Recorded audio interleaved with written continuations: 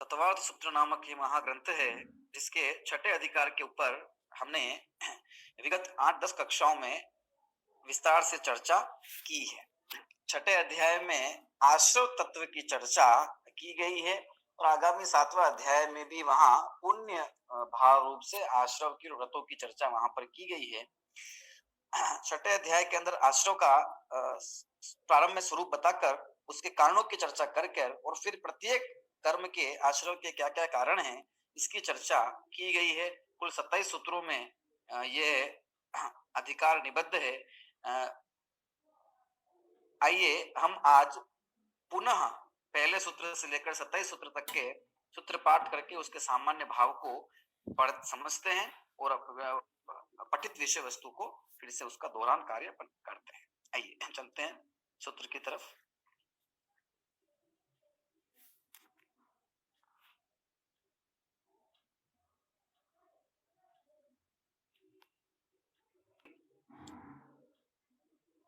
योग की चर्चा यहाँ पर की और मन वचन काय के निमित्त से होने वाला आत्म प्रदेशों का परिस्पंदन योग है और उसके निमित्त से जीव को कर्म का आश्रव होता है। ठीक है, तो वो योग है आत्म प्रदेशों का परिस्पंदन, ये योग है। ठीक है, और इस योग को 3 भागों में बांट दिया गया, काय, वन, वचन और मन, क्योंकि इन तीनों के निमित्त से, इनकी क्रियाओं के निमित्त से वह उसमें परिस्पंदन होता है।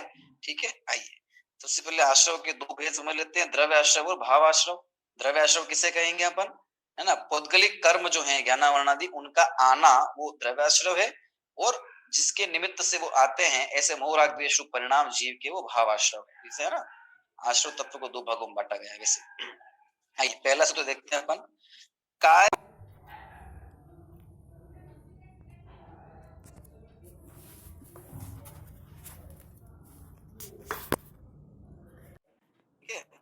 मन वचन जो क्रिया का नाम है योग। ठीक है, वो जो योग है मन वचन काय की क्रिया है ना, उसके निमित्त से योग के 3 प्रकार बन जाते हैं, मनोयोग, वचन योग और काय योग। ठीक है, उसका निमित्त पाकर जीव के आत्म प्रदेशों में परिस्पंदन होता है और तद निमित्त कर्म का आश्रय इस जीव को होता है। 2 भागों में बांट दिया योग को भी, भाव योग और द्रव्य योग, है ना। कर्म नो कर्म को ग्रहण करने की जीव की शक्ति विशेष और द्रव्य योग में आत्म प्रदेशों में परिस्पंदन कंपन, इसके निमित्त मन वचन काय की जो क्या है वो इसमें निमित्त भूत है, के निमित्त इस योग होता है, परिस्पंदन होता है। ठीक है ना। अब ये जो आश्रव है वो क्या है, ये जो योग की चर्चा इसलिए क्योंकि ये योग जो है यही आश्रव है ना, ये जो होने वाला स्पंदन है इसी के निमित्त से द्रव्य कर्म का जो है इस जीव को आश्रव होता है। ठीक है, द्रव्य कर्म की चर्चा यहाँ शुरू में की और फिर उस द्रव्य कर्म के आश्रव में निमित्त भूत भावाश्रव है, उसकी चर्चा फिर आगे करेंगे। ठीक है, आइए तो निमित्त की अपेक्षा योग के 3 भेद हो गए, मनोयोग, वचन योग, काय योग, और हर एक को और भेद करें अपन तो 4 मनोयोग, 4 वचन योग और 7 काय योग, कुल 15 भेद हो जाते हैं। ठीक है, योग जीव का गुण है ना, इसकी निष्कंप और सकंप अवस्था होती है। ये क्या है ना, आश्रव क्या है कि स आश्रव, वह जो योग है सह वो ही आश्रव है। ठीक है ना, क्योंकि वो आश्रव के कारण है और कारण और कार्य को यहाँ एक में एक सम्मिलित करके यहाँ पर उस योग को ही आश्रव कह दिया गया, क्योंकि वो ही आश्रव का कारण, उसका निमित्त भूत कारण है, तो वही आश्रव है। ठीक है, देखिए आश्रव का स्वरूप समझ लीजिए, यहाँ पर कर्मों का आना,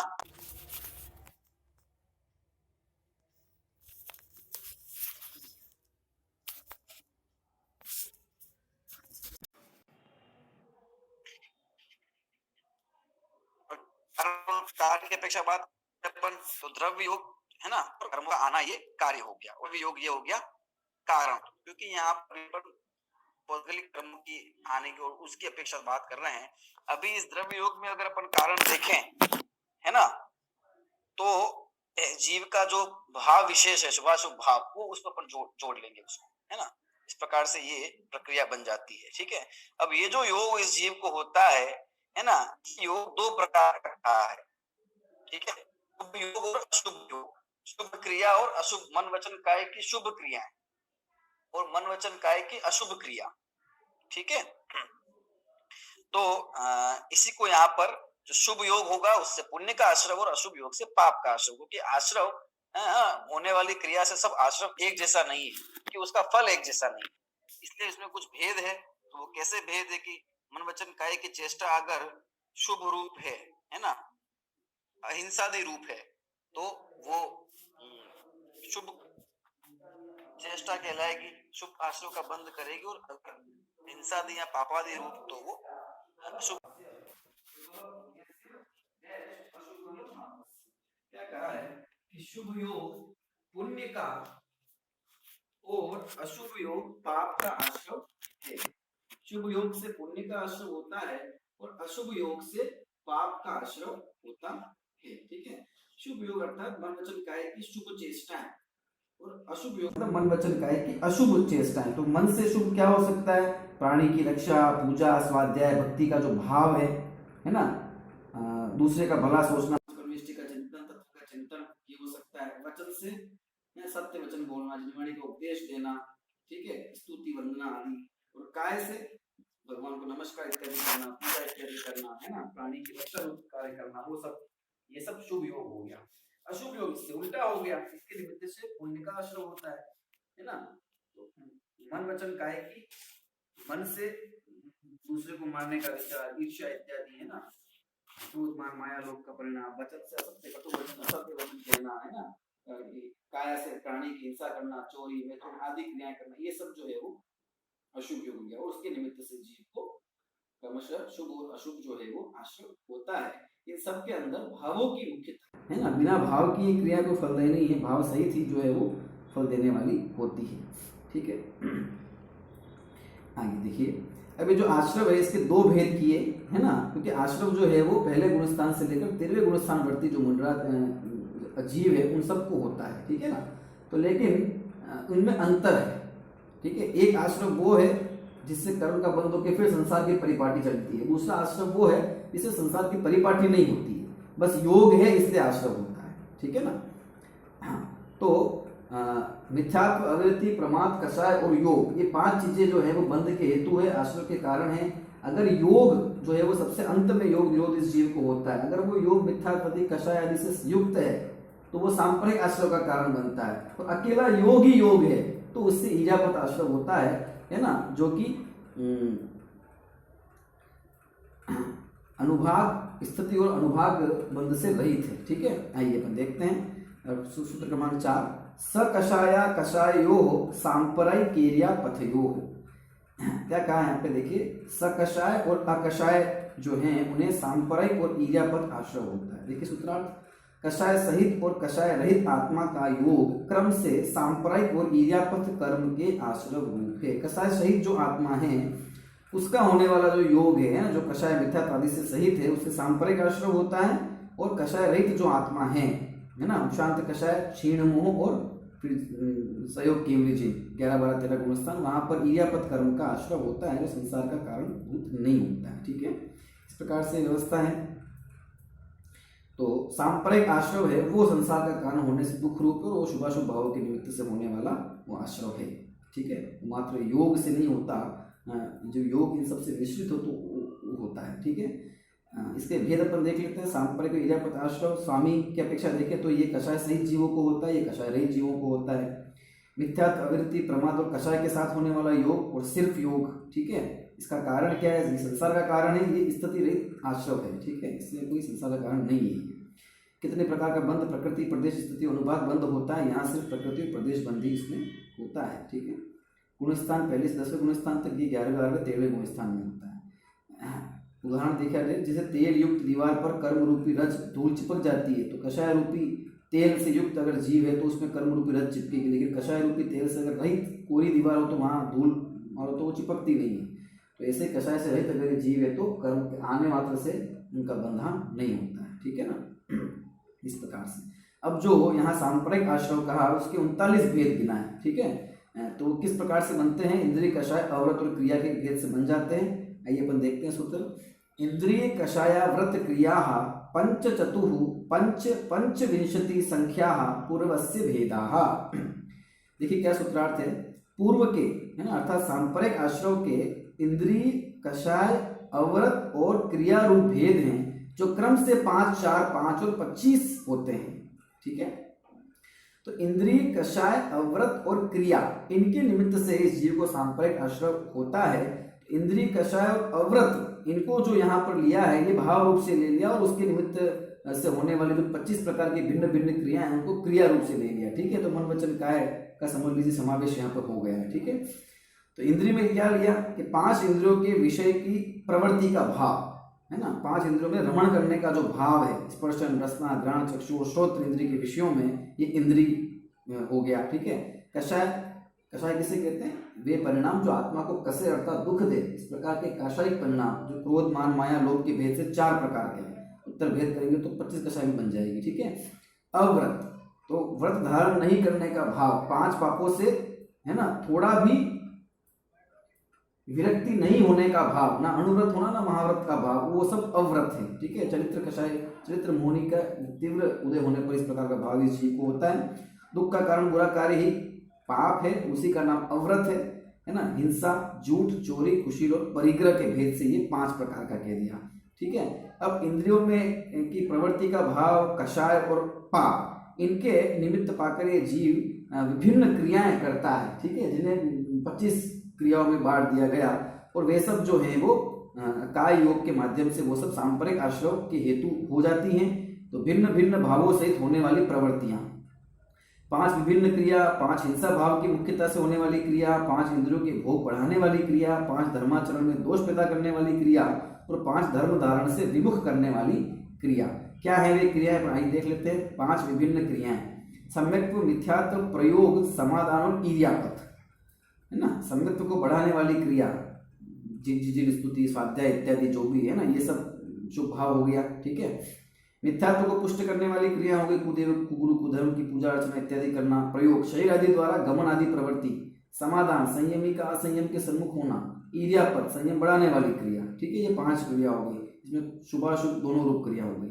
फिर हिंसा भाव की मुख्यता वाली, प्रादोषिकी, क्रोध के आवास में द्वेष बुद्धि करना। काय की, क्रोध के आवास में आवेश में काय की चेष्टा करना, है ना, मारने के लिए कदम उठाना, आंखें दिखाना इत्यादि।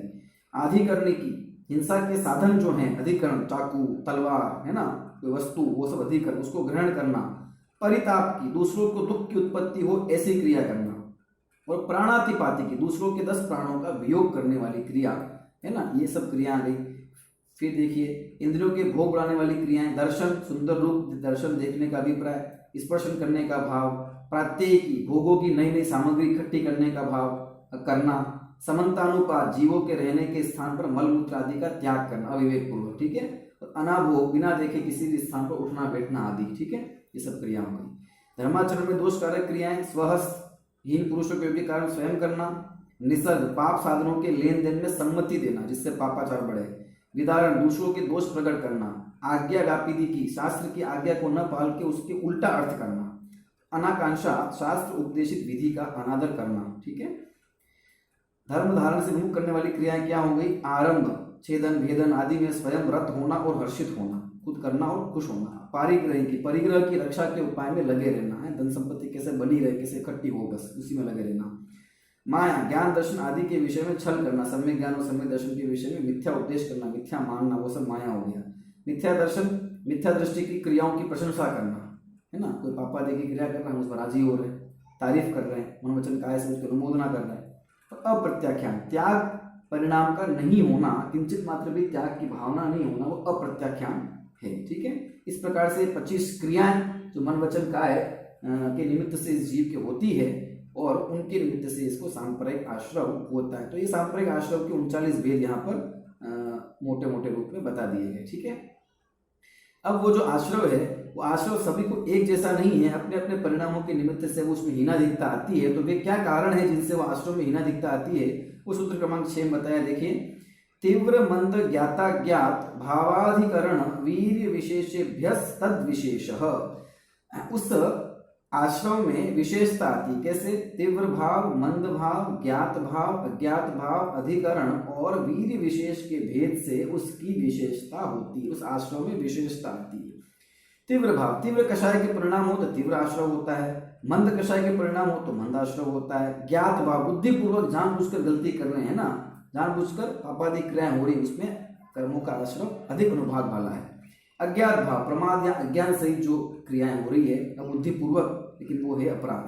अधिकरण आधार, किस जिस चीज के आधार से आप क्रिया कर रहे हैं, है ना, हिंसा कर रहे हैं तो सुई चुभा रहे हैं किसी को चाकू मार रहे हैं तो अंतर प्रदत्ता हमने कषाय परिणामों के अंदर, तो आधार की निमित्ता होगी। और वीर, ताकत, कितने बल से, है ना, मन बल, वचन बल, काय बल कितना लगा रहे हैं उसमें, उससे जो है वो आश्रम में हीन अधिकता का भेद पड़ जाता है। ठीक है, इसमें अधिकरण की बात की तो अधिकरण क्या है कि अधिकरण है जीव और अजीव। ठीक है, जीव और अजीव के आश्रय से जो है वो पर्याय होती है। जीव की पर्याय जीवाधिकरण और अजीव की पर्याय जो है वो अजीव अधिकरण कहलाती है ना। तो जीव की पर्याय जीव के वे मनोभाव जिनके निमित्त से इसको आश्रय होता है, और फिर अजीव पौद्गलिक जो वस्तुएं हैं या पौद्गलिक जो क्रिया है जो भी उसका एक आधार है, क्योंकि जीव कुछ करता है तो क्या करता है, मन वचन काय की चेष्टा करता है, तो मनोभाव समझ लीजिए जीवाधिकरण में हो गए, और जो काय की चेष्टा है वो सारी, और वचन चेष्टा है वो सारी अजीवाधिकरण के अंदर हो गई। और उसके फिर शरीर के माध्यम से पर पदार्थ को छूना, उसमें कुछ भी क्रिया करना, वो सब अजीवाधिकरण के अंदर आ जाता है। देखिए उसी को विस्तार से बताया। सबसे पहले जीवाधिकरण की बात की है। देखिए, आद्यम समरंभ समारंभारंभ योग कृत कारितानुमत कषाय विशेषैस त्रिश चतुष्टैकशः। क्या कहा है, देखिए यहाँ पर आद्यम मतलब जो आगे वाला जीवाधिकरण है, वह पहला जीवाधिकरण समरंभ समारंभ और आरंभ के भेद से 3 प्रकार का है, योगों के भेद से 3 प्रकार का, कृत कारित और अनुमोदना के भेद से 3 प्रकार का, तथा कषायों के भेद से 4 प्रकार का होता है, और परस्पर मिलाने से 108 प्रकार के भेद ये जीवाधिकरण के हो जाते हैं। जीव के आश्रय से होने वाला आश्रव, है ना, जीव के समझ लीजिए शुभाशुभ परिणाम 108 प्रकार के वो आश्रव का हेतु बन जाते हैं। ठीक है, जो अपन आलोचना पाठ में भी बोलते हैं, समारंभ समारंभ आरंभ, मनवस्तन कीने प्रारंभ आदि से, है ना। वो देखिए इसका मतलब देख लीजिए क्या है। समारंभ किसी भी कार्य को, पापादि कार्य या कोई भी कार्य को करने का विचार संकल्प करना, समारंभ उसकी साधन सामग्री एकत्रित करना, और आरंभ मतलब चालू कर देना, शुरू कर देना क्रिया, कोई भी है पाप पुण्य की क्रिया। मन योग, वचन योग और काय योग, है ना, ये योग हो गए। कृत कारित और अनुमोदना, कृत मतलब स्वयं करना, कारित मतलब दूसरे से करवाना, ठीक है, उसको प्रेरित करना, और अनुमोदना मतलब करना करवाना नहीं लेकिन उसकी प्रशंसा करना, मन ही मन में प्रसन्न होना, अनुमोदना करना, बढ़िया है मैं भी करूंगा, इस प्रकार का विचार। क्रोध, मान, माया और लोभ, ये 4 प्रकार की कषाएं हो गई, है ना। इन चारों को हम परस्पर गुणित करते हैं तो 108 प्रकार के ये जीवाधिकरण के भेद बन जाते हैं। ठीक है, जैसे अपन इसको हमने बताया भी, इस प्रकार से अपन लेंगे। क्रोधकृत मनोयोग, है ना, संभ्रम, मानकृत मनोयोग संभ्रम, मायाकृत मनोयोग संभ्रम, लोभकृत मनोयोग संभ्रम, क्रोधकारित मनोयोग संभ्रम, मानकारित मनोयोग, इस प्रकार से एक एक के साथ में जोड़ते जाएंगे तो ये जो है भेद इसके बन जाते हैं। ठीक है, ये विचार 108 प्रकार के भाव हो गए। ठीक है, और जो दूसरा अजीवाधिकरण है जो कि अजीव में होने वाले, है ना, क्रियाकलाप से उसको ले लिया गया, उसको यहाँ पर बताया गया। देखिए उसके भेद क्रमांक 9 के अंदर अजीवाधिकरण, निर्वर्तना निक्षेप संयोग निसर्गा द्विचतुर्द्वि त्रिभेदा परम। परम मतलब बाद वाले का, पर अर्थात अजीवाधिकरण क्रम से 2, 4, 2 और 3 भेद वाले निर्वर्तना, निक्षेप, संयोग और निसर्ग रूप है। क्या मतलब है इनका, देखो, निर्वर्तना मतलब होता है रचना करना, ठीक है, निक्षेप मतलब रखना, संयोग मतलब मिलाना, निसर्ग मतलब प्रवर्तन करना, ठीक है, क्रिया करवाना। तो निर्वर्तना रचना, किसकी रचना करना, मूल गुण उत्तम गुण, 2 भेद हो गए इसके। अंतरंग साधन, बहिरंग साधन, शरीर, वचन, मन, प्राण और अपान इत्यादि की रचना करना।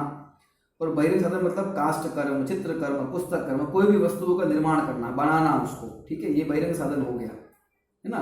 और शरीर की रचना करना, शरीर की चेष्टाओं की रचना करना, है ना, शरीर का निर्माण करना इत्यादि ये इसमें आ गया। ठीक है, वचन बोलना इत्यादि इसमें आ गया, है ना, ये निर्वर्तना हो गया। निक्षेप मतलब रखना, किसी वस्तु को रखना, है ना, या चीजों को रखना, तो कैसे रखना, असावधानी पूर्वक जिस प्रकार से रखा जाता है, तो वो सब देखियो। अप्रत्यवेक्षित, बिना देखे वस्तुएं रखना। दुह प्रनष्ट, बिना प्रमार्जित, बिना शोधे हुए, है ना, वस्तुओं को रख देना, अथवा बिना प्रमार्जित किए हुए स्थान पर ही वस्तु को रख देना, जीवादि जहां पर हिंसा हो जाए। सहसा, भय और शीघ्रता के कारण से किसी वस्तु को कहीं भी ऐसे ही रख देना बिना देखे, है ना, उससे भी जीव हिंसा हो जाए। अनाभोग, उपयोग रहित, कहीं भी पता नहीं है, कहीं भी बैठ रहे हैं, कहीं भी उठ रहे हैं ना, वो सब इसमें। संयोग मतलब मिलाना, तो खाने पीने की वस्तुओं को मिलाना वो भक्तपान संयोग हो गया। और इसके अलावा दूसरी जो चीजें हैं उपकरण, काम की चीजें है ना, उसको मिलाना वो उपकरण संयोग हो गया। तो भक्तपान में विरुद्ध अन्न है ना, जैसे कि द्विदल हो गया, इसमें उसको मिला के फिर खा रहे है ना, गर्म पानी, ठंडा पानी इत्यादि जो भी विरुद्ध से हिंसा उत्पन्न हो वो सब भक्तपान। उपकरण शीत का उष्ण से, अशुद्ध का अशुद्ध से स्पर्श कर देना है ना, ये सब इसमें आ गया। और निसर्ग मतलब प्रवर्तन करना, तो काय से, मन से, वचन से और काय से है ना पाप रूप प्रवर्तन करना अथवा पुण्य रूप प्रवर्तन करना, ये इसमें आ जाएगा। ठीक है, शरीर से कुछ चेष्टा आदि करना, दुष्ट शब्दों का उच्चारण करना, मन में दुष्ट विचार आदि लाना, ये सब अजीवादीकरण के यहाँ पे 4 और 2 6 और 2 8 और 3 11 भेद ये अजीवादीकरण के हो जाते हैं। जब इनमें कुछ जैसे कि मन से होने वाली चीजें है ना, इसको अपन अगर अपन भावों की दृष्टि से देखते हैं तो अपन जीवादीकरण में लेते हैं। मन स्वयं पुद्गल है, इसलिए इसको अपन अजीवादीकरण में भी शामिल कर लेते हैं। इस प्रकार से ग्रहण करना चाहिए। तो इस प्रकार से ये आश्रम क्या है, योग क्या है, आश्रम क्या है और आश्रम के कारण क्या है, उसके भेद क्या है, उसकी चर्चा यहाँ सामान्य रूप से की। और ऐसी क्रिया जीवाधिकरण और अजीवाधिकरण, ये जीव और अजीव के आधार से इन भावों से सब कर्मों का आश्रय होता ही बताया। अब विशिष्ट किस किस प्रकार के भाव होने पर है ना जीव को किस कर्म के अनुभाग अधिक होता है। आश्रय तो 7वें कर्मों का होता है एक साथ, ठीक है, और फिर एक बार कर्म का होता है ना, एक ही बार में होता है सब 7वें कर्मों का आश्रय जो होता है जीव को, और अलग अलग उसके समय प्रबद्ध प्रमाणों जो है वो अपने अपने अनुसार बढ़ जाते हैं। लेकिन जिस भावों की प्रधानता होती है तो उस प्रकार का कर्म के आश्रय का जो अनुभाग है उसकी वहां अधिकता पाई जाती है। तो क्या क्या वे कारण है जिनसे अलग अलग कर्मों का आश्रय होता है। 8 कर्मों के आश्रय की चर्चा यहाँ पर की गई। देखते हैं अपन, आइए। पहला है ज्ञानावरण दर्शनावरण कर्म के आश्रय का कारण। आइए, सूत्र क्रमांक 10, तत्प्रदोष निन्नव मात्सर्यांतराया साधनोपगाता ज्ञान दर्शनावरणयो। क्या कहा है, देखो यहाँ पर ज्ञान और दर्शनावरण के विषय में, या ज्ञान और दर्शन के विषय में, तत्प्रदोष उसके विषय में, तत् मतलब उसमें, ज्ञान और दर्शन के विषय में प्रदोष, निन्नव, मात्सर्य, अंतराय, आसादन और उपगात ये ज्ञानावरण और दर्शनावरण के आश्रय हैं। ठीक है, ज्ञान के विषय में वो ज्ञानावरण के हो गए, दर्शन के विषय में वो दर्शनावरण के हो गए। क्या मतलब है इनका? प्रदोष, तत्व की बात के प्रति मन में ईर्ष्या रखना, नहीं सुहाना, इसका नाम हो गया प्रदोष, है ना। ज्ञानी के प्रति, तत्व ज्ञानी के प्रति मन में ईर्ष्या का भाव रखना, देवशास्त्र गुरु के प्रति मन में ईर्ष्या का भाव रखना, ये सब प्रदोष में आ गया। इससे ज्ञानावरण कर्म का आश्रय होता है। निन्नव, जानते हुए भी दूसरे को नहीं आ जाए इसलिए छुपा देना, और किसी अन्य कारण से छुपाना, वो सब निन्नव। तो ज्ञान को छुपाने से हमारे ही ज्ञान की हानि होने वाली। ठीक है। मात्सर्य, मत्सर भाव से ईर्ष्याग्रस्त होकर दूसरे को नहीं बताना, दूसरे आगे नहीं बढ़ जाए इसलिए नहीं बताना किसी को, है ना। ये सब बातें अगर जिनवाणी के और सच्चे देवशास्त्र गुरु के विषय में है तो ये अधिक ज्ञानावरणी कर्म का तीव्र बंध करती है, और अन्य भी के विषय में भी तो वहां भी बंद तो होता ही है ना। अंतराय, ज्ञान और ज्ञान के साधनों की प्राप्ति में बाधा डालना, सीखना नहीं, सीखने देना नहीं, है ना, और दूसरा उसको बाधा डालना।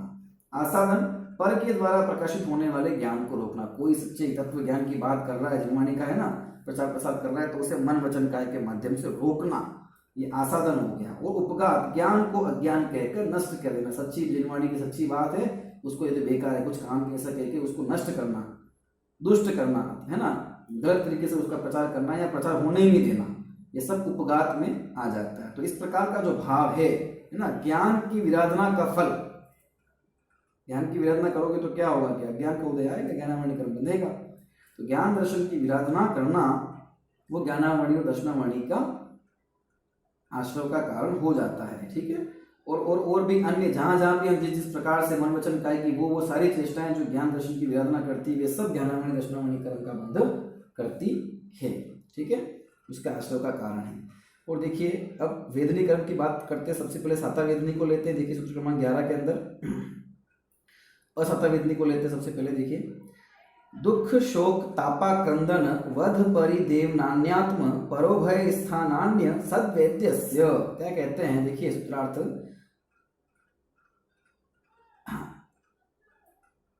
अपने में, दूसरे में या दोनों में विद्यमान, आत्म पर उभय, है ना। तो अपने में, दूसरे में या दोनों में विद्यमान दुख शोक ताप आक्रंदन वध और परिदेवन, ये असाता वेदनी कर्म के आश्रय है, यानी कि ये भाव होने से, ये क्रिया करने से असाता वेदनी कर्म का आश्रय होता है। ठीक है, असाता वेदनी का उदय है, उसमें फिर उदय में हम उपयोग को लगाकर फिर से दुखी हो रहे हैं, शोक कर रहे हैं, ताप कर रहे हैं, तो उससे क्या होगा कि पुनः असाता वेदनी कर्म का आश्रय क्या होगा। देखिए इनका मतलब है, तो सारे ही दुख के ही रूप हैं, है ना। तो दुख पीड़ा रूप आत्मा का परिणाम वो दुख है। शोक इष्ट के वियोग में होने वाली व्याकुलता, चाहे वो वस्तु हो या व्यक्ति हो। ताप संसार में मेरी निंदा होगी या मेरी बुराई हो गई, इस प्रकार से दुखी होना निंदा होने पर, है ना, इसने मेरी बुराई कर दी, मेरी बुराई हो गई, इस प्रकार से पश्चाताप होना।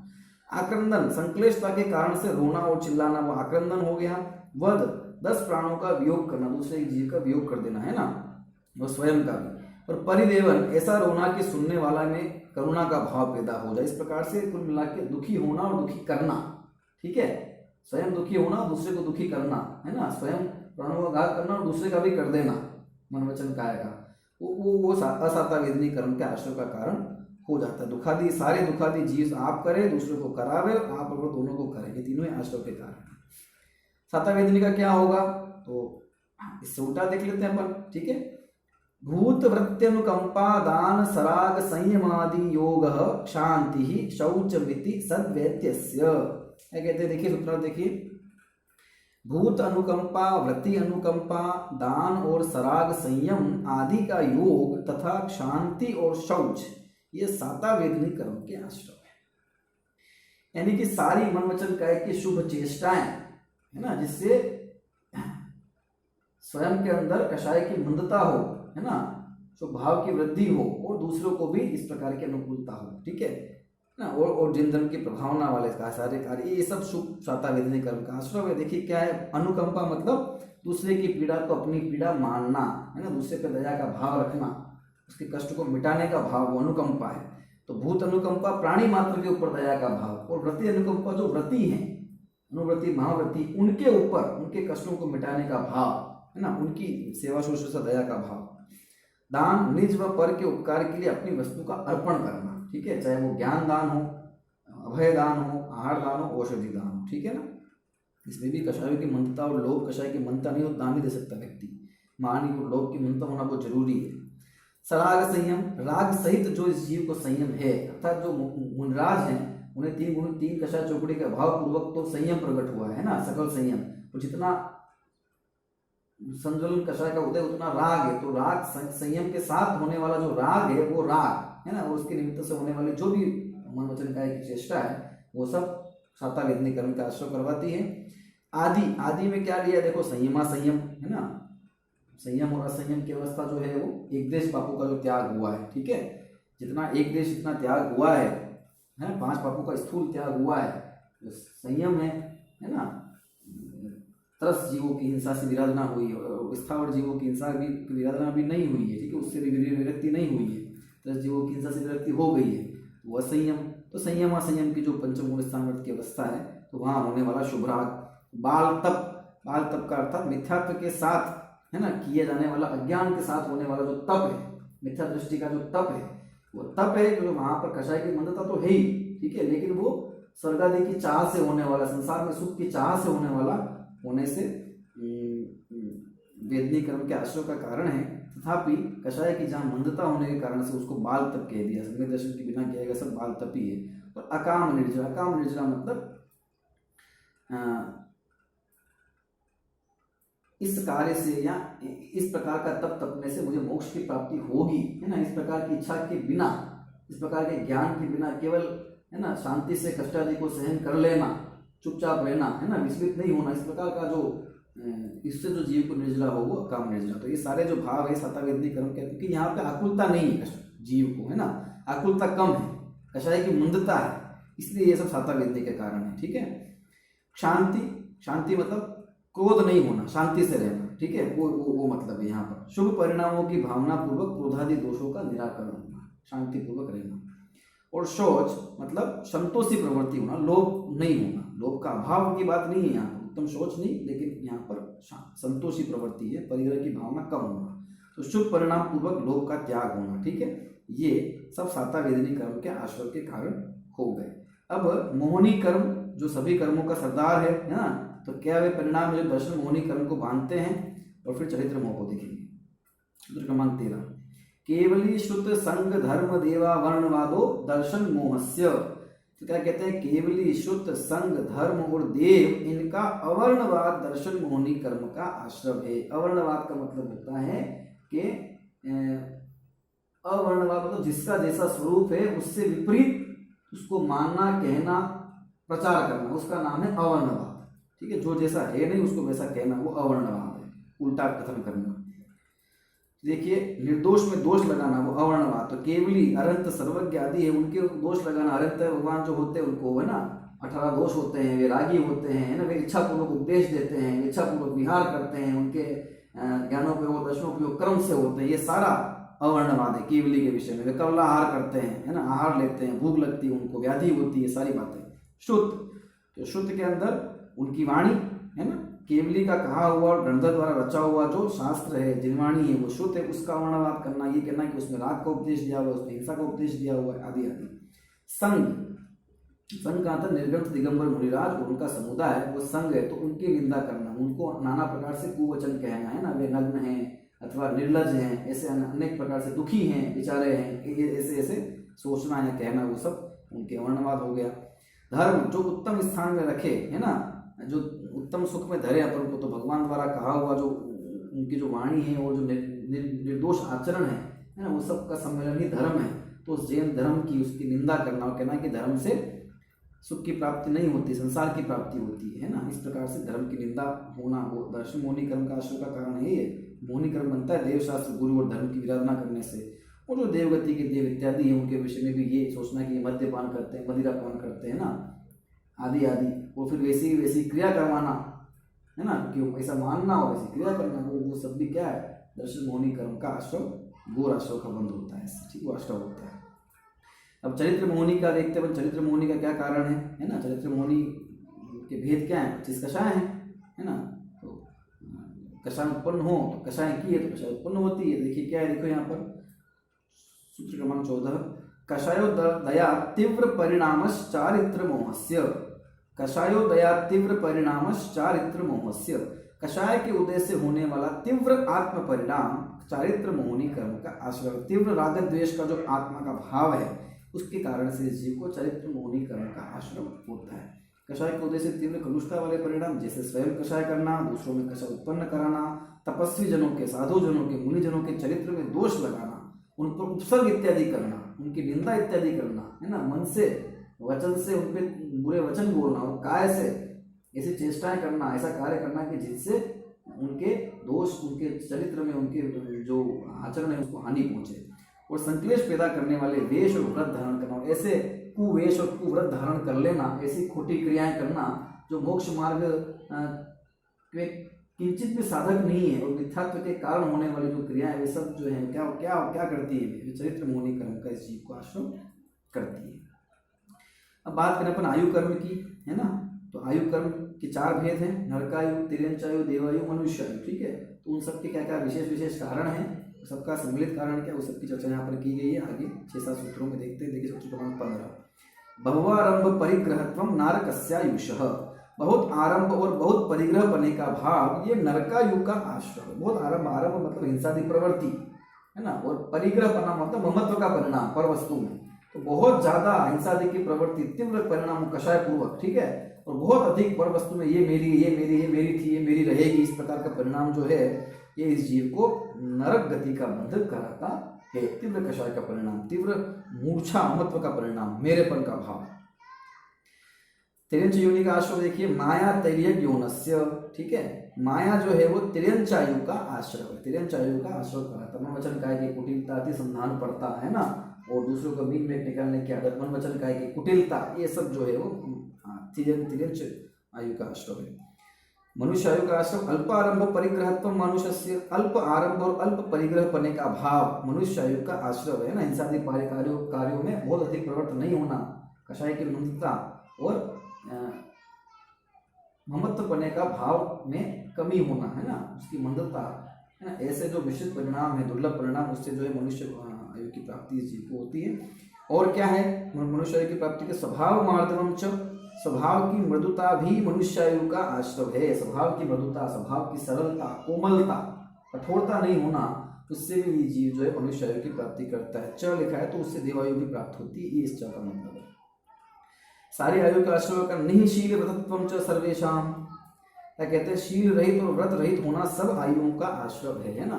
तो जो शील रहित और व्रत रहित जीव है उसके सभी आयु का आश्रय हो जाता है, ठीक है ना, उसका आयु बन जाती है। वो देवायु में चला जाता है तो कैसे कि भोग भूमि का जीव इत्यादि होता है तो वह है ना कषाय की मंदता होने के कारण चाहे मिथ्या दृष्टि हो या सम्यक दृष्टि हो, शील वहाँ है नहीं, व्रत वहाँ है नहीं, ठीक है, फिर भी वो देवायु का आश्रय कर लेता है। अन्य तो मतलब ये शील रहित और व्रत रहित जीवों का सर्वत्र ही गमन होता है। इसलिए हमें शील रहित और व्रत रहित होना ये मतलब नहीं है, इसका क्या है वो बताया, ठीक है। और देवगति के लिए क्या बताया, देखिए देवगति के आश्रय का कारण देवायु के सराग संयम, संयमा काम निर्जरा बाल तपांसी दैवस्य, क्या कहते हैं, देखिए सराग संयम, संयमा संयम, अकाम निर्जरा और बाल तप, ये देवायु के आश्रय हैं। क्या मतलब है इसका, मतलब ये देखो सराग संयम कहा ना, वनराजों को होने वाला जो स्वभाव है तीन कशा शुक्र का भाव पूर्वक, उससे संयमा संयम समय दृष्टि पंचम गुणस्थानवर्ती जीव के जो स्वभाव है उससे, है ना, अकाम निर्जरा चर्चा की हमने पूर्व में, है ना, शांतिपूर्वक कष्टादि को सहन करना इत्यादि भाव मंद कषाय के, और बाल तप, है ना, कषाय के मंदता पूर्वक अज्ञानता पूर्वक होने वाला जो तप है वो बाल तप, इन सब में कषाय के अत्यंत मंदता होने के कारण से ये क्या है कि ये देवायु के बंध के कारण हो जाते हैं। ये शुभ भाव है, शुभ भावों से शुभ बंधित जीव को हो जाता है कषाय की मंदता होने के कारण से, ठीक है। और क्या है कि सम्यक्त्वम च, सम्यक्त भी देवायु के आश्रय का कारण है। तो यहाँ सम्यक्त भी देवायु का आश्रय का कारण मतलब यही समझना है कि सम्यक दर्शन बंध का कारण नहीं है, मैं तो मोक्ष का मार्ग है, लेकिन सम्यक दर्शन के साथ होने वाली जो शुभ प्रवृत्तियां हैं वो देवायु के आश्रय का कारण है। और सम्यक्त जीव भी जो है वो देवायु का बंध करता है, ठीक है ना, उसको भी देवगति की प्राप्ति होती है। तो सम्यक्त से भी जीव देवगति को प्राप्त करता है, चाहे उसके संयम हो या नहीं, ठीक है, इसलिए वो सम्यक्त को हेतु कहा। ये आयु का जो संबंधी जो चार्ट है ये इसी का विस्तार है, ठीक है ना। देखिए सम्यक्त के लिए क्या लिखा, मनुष्य और सम्यक्त के साथ देवी होते हैं, ठीक है। आइए अब देखते हैं नामकर्म की बात करते हैं। तो नामकर्म दो प्रकार का, नामकर्म की 93 प्रकृतियां, कुछ प्रकृतियों को शुभ में कुछ को अशुभ में। नामकर्म जिससे जीव को नाना प्रकार के शरीर की प्राप्ति होती है, ठीक है। तो अच्छा बलवान निरोग शरीर वो समझ लीजिए शुभ नामकर्म की प्रकृति का फल है, और असुंदर भद्दा, है ना, रोगवान कमजोर शरीर वो सब अशुभ नामकर्म का फल है। तो अशुभ नामकर्म का जीव को आश्रय क्यों होता है, देखिए कैसे वो परिणाम है जिनसे ये बंद करता है। योग वक्रता विसंवादनम चाशुभस्य नामनः, कैसे उत्तर देखिए, योग वक्रता और विसंवाद ये अशुभ नामकर्म के आश्रय है। योग वक्रता मन वचन काय की कुटिलता, है ना, और चिंधर्म के प्रति यहाँ यह देखो स्वयं के मोक्ष मार्ग के प्रतिकूल मन वचन काय की चेष्टा, मोक्ष मार्ग के प्रतिकूल खुद की मन वचन काय की चेष्टा करना, है ना, चिंधर्म नहीं सुहाना आदि आदि। और यहाँ पर विसंवाद में लिया दूसरे को करवाना, ठीक है, योग कुटिलता में खुद का ले लिया योग वक्रता में, और विसंवाद मतलब दूसरे को करवाना ये ले लिया, ठीक है। विसंवाद दूसरे को मोक्ष मार्ग के प्रतिकूल प्रवर्तन करना, ये अशुभ नामकर्म के उदय का कारण हो जाता है। और तद विपरीतम शुभस्य, उससे विपरीत अर्थात योगों की सरलता, हाँ, उससे विपरीत अर्थात योगों की जो सरलता है और अविसंवाद, तद विपरीतम शुभस्य, सूत्र क्रमांक 23, तद विपरीतम शुभस्य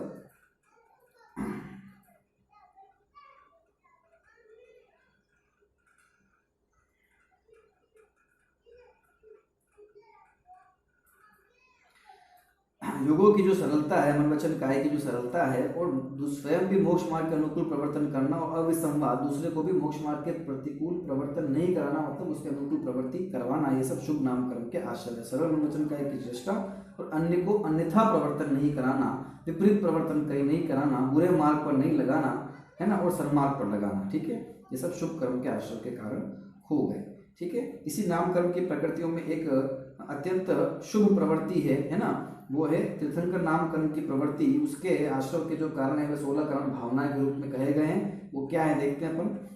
दर्शन विशुद्धि विनय संपन्नता शील व्रतेष्वनतिचारो भीक्ष्ण ज्ञानोपयोग संवेदो शक्ति तस्याग तपसी साधु समाधीर वैयावृत्य करण मरहदाचार्य बहुश्रुत प्रवचन भक्ति आवश्यका परिहानि मार्ग प्रभावना प्रवचन वत्सलत्व मिति तीर्थकरत्वस्य। क्या कहते हैं देखिए यहाँ पर, दर्शन विशुद्धि, विनय संपन्नता, शील और व्रतों का अतिचार रहित पालन करना, ज्ञान में सतत लगातार उपयोग को लगाए रखना, सतत संवेग, शक्ति के अनुसार त्याग, शक्ति के अनुसार तप, साधु समाधि, वैयावृत्ति करना, अरिहंत भक्ति, आचार्य भक्ति, बहुश्रुत मतलब उपाध्याय भक्ति, प्रवचन भक्ति, जिनवाणी की भक्ति, आवश्यक क्रियाओं को न छोड़ना और मोक्ष मार्ग की प्रभावना और प्रवचन वात्सल्य मतलब साधर्मी वात्सल्य, ये तीर्थंकर नाम कर्म के आश्रय होते हैं। क्या इनका मतलब है, आइए संक्षेप में देख लेते हैं अपन। दर्शन विशुद्धि, अरहंत द्वारा कहे गए मोक्ष मार्ग में रुचि होना, है ना, सम्यक दर्शन होना, ठीक है। विनय संपन्नता, रत्नत्रय और उनके धारकों की विनय करना, देवशास्त्र, गुरु और धर्म की, गुरु इत्यादि की। शील व्रत में अनतिचार, शील और व्रतों का अतिचार रहित पालन करना। अभीक्ष्ण ज्ञानोपयोग, सम्यक ज्ञान में निरंतर लगे रहना तत्व के चिंतन में, जिनवाणी अध्ययन पठन पाठन में। संवेग, संसार के दुखों से भयभीत रहना। शक्ति के अनुसार त्याग और शक्ति के अनुसार तप धारण करना, योग्यता अनुसार। साधु के विघ्न दूर करना, जिससे उनको, है ना, उनका जो आचरण है उसको पालने में समस्या नहीं हो। और वैयावृत्तिकरण, गुणी पुरुषों को दुख आने पर निर्दोष विधि से उनकी सेवा करना, जिससे उनका व्रतों में दोष भी पैदा नहीं हो और उनका जो है वो दुख भी दूर हो। अरहंत की भक्ति, आचार्य की भक्ति, बहुश्रुत उपाध्याय की भक्ति मतलब अरहंत देव और गुरु की भक्ति, और प्रवचन भक्ति में शास्त्र की भक्ति, देव शास्त्र गुरु के प्रति अत्यंत बहुमान का भाव होना, श्रद्धा का भाव होना, विनय का भाव होना, ये। और आवश्यक का परिहानी, जो आवश्यक हैं, मुनियों के योग्य षट आवश्यक है, श्रावक के षट, उनको लगातार निरंतर बिना किसी व्यवधान के करना, ठीक है, अपने समय पर। मार्ग प्रभावना, जो मोक्ष मार्ग है ना, उसका ज्ञान द्वारा, तप द्वारा, दान द्वारा, पूजा द्वारा धर्म का प्रकाश करना, उसकी प्रभावना करना, ठीक है ना। वो प्रवचन वत्सलत्व मतलब सभी साधर्मी जो हैं उनसे गो वत्सवत, गाय अपने बछड़े जिस तरह प्रेम करती है, इस प्रकार निस्वार्थ भाव से सब पर स्नेह का भाव रखना और जन सामान्य पर भी प्रेम की भावना रखना, ठीक है। ये सब तीर्थंकर नाम कर्म की प्रकृति का आश्रय है। तो जो अत्यंत उच्च है ना भाव के सही जो समदृष्टि जीव है, वो इस प्रकार के भाव सहज ही करता है और उसको बिना चाहे ही सहज में ये परिणाम होते हैं और तीर्थंकर नाम कर्म की प्रकृति का उसको बंध होता है, ठीक है। गोत्र कर्म का क्या है देखिए, सबसे पहले नीच गोत्र कर्म, परात्म निंदा प्रशंसे सद सत गुणोच्छादनोद्भावने च नीचे गोत्रस्य। तो पर निंदा, आत्म प्रशंसा, है ना, सद्गुणों का उच्छादन और असद गुणों का उद्भावन, ये नीच गोत्र के आश्रय। दूसरे की निंदा करना, बुराई करना, देवशास्त्र गुरु की निंदा करना, अन्य व्यक्ति विशेष सामान्य किसी की भी निंदा करना, अपने गुणों को बड़ा चढ़ाकर कहना है, अपनी प्रशंसा करना, ठीक है ना। अपनी और अपन से संबंध रखने वाले चीजों, वस्तुओं या व्यक्तियों की सबके, जिसका मेरा मान बढ़े, इस प्रकार से दूसरे को तिरस्कार करना और अपना मान बढ़ाना, इस सब से क्या होगा कि नीच गोत्र का आश्रय होगा, जिससे हमें अगली जो भव है स्थिति इस प्रकार की मिलेगी कि वहाँ हमारा सबके द्वारा तिरस्कार ही होने वाला है। सद्गुणों का उच्छादन, जो जो जो गुण है विद्यमान किसी में, है ना, उसको तो ढांक देना, है ना, उसकी बात ही नहीं करना। और असद गुणों का उद्भावन, जो नहीं है उसकी चर्चा करना, है ना, गुणों को ढांकना और दोषों की चर्चा करना, निंदा करना और प्रशंसा नहीं करना, ठीक है। ये सब इसमें आ गया। ऐसे खुद के लिए भी है ना, खुद में जो गुण विद्यमान है ना, अवगुण विद्यमान है उनकी तो बात नहीं करना, और जो गुण विद्यमान है या फिर जो उनको ठीक लगता है, गुण जैसे लगते हैं, उनकी बातें बड़ी बड़ी रूप में करना। तो दूसरों का अपमान करना और स्वयं की प्रशंसा करवाना, ये जो है वो नीच गोत्र कर्म का आश्रय का कारण हो जाएगा। और उससे उल्टा जो है वो उच्च गोत्र कर्म का देखो, तद विपर्ययो नीचे वृत्त्युत्सेको चोत्तरस्य, क्या कहते हैं, उत्तरस्य, जो उत्तर उच्च गोत्र कर्म है, लोकमान्य उच्च कुल में जन्म होना, है ना, देव इत्यादि बनना, है ना, और उच्च कुल में जन्म होना, उनका विपर्य अर्थात पर प्रशंसा, आत्मनिंदा, सद्गुणों का उद्भावन और असद गुणों का उच्छादन तथा नम्र वृत्ति और अनुत्सेक, ये उच्च गोत्र कर्म के आश्रय है। दूसरे की प्रशंसा करना, है ना, अपनी निंदा करना, निंदा करना मतलब अपनी प्रशंसा नहीं करना, बड़ा चढ़ा के नहीं कहना, ठीक है। जो सद्गुण हैं, दूसरे में विद्यमान गुण हैं, उनका प्रकाश करना, है ना, जो गुण विद्यमान नहीं है, जो अवगुण वगैरह हैं, तो उनको ढांकना, ठीक है, जिससे उसकी निंदा नहीं हो, बुरा नहीं लगे, और उसको समझाना कि किस प्रकार से दूर कर सके, ठीक है। नम्र वृत्ति होना, विनम्रता होना, स्वभाव में मृदुता होना, और अनुत्सेक, अनुत्सेक मतलब अभिमान, तो किसी भी प्रकार का संयोग या गुण वगैरह अच्छे होने पर है ना उसका घमंड नहीं करना, ठीक है। ये सब उच्च गोत्र कर्म के आश्रम, मतलब जो नम्रता पूर्वक रहेगा, दूसरे का तिरस्कार नहीं करेगा और खुद का मान नहीं करवाएगा, है ना, वो उच्च गोत्र, उसको सम्मान प्राप्ति होगी, उच्च गोत्र कर्म का आश्रय होगा। दूसरे का तिरस्कार करता है, दूसरे को नीचा दिखाता है, स्वयं को ऊंचा दिखाना चाहता है, तो उसको इस प्रकार के कर्म का बंध होगा कि उसको नीचा ही देखना पड़ेगा, है ना। तो अशुभ कर्म का, उसको अशुभ जो नीच गोत्र कर्म है उसका आश्रय होगा, ठीक है। अंत में है विघ्न अंतराय कर्म, तो दूसरे को अंतराय पैदा करने से अंतराय कर्म का आश्रय होता है, ठीक है।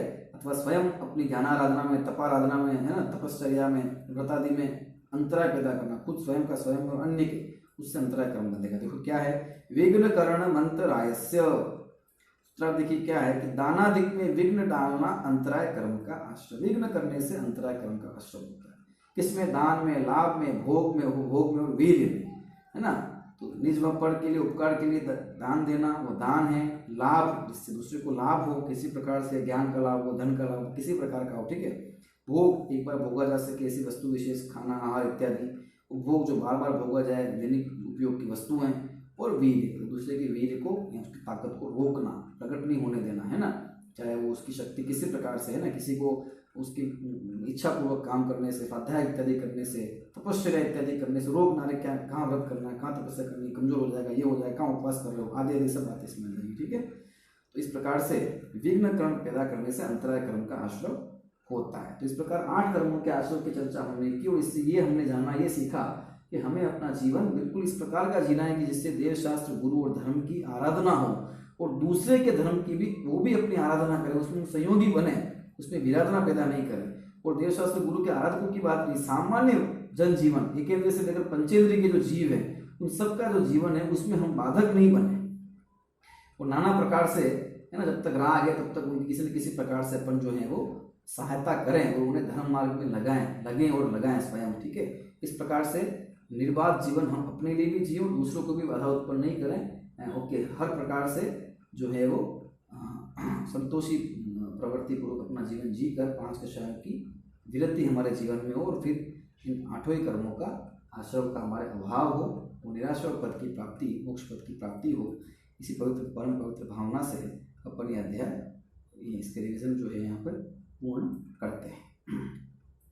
अध्याय की परीक्षा जो है वो सोमवार को होगी, तो आप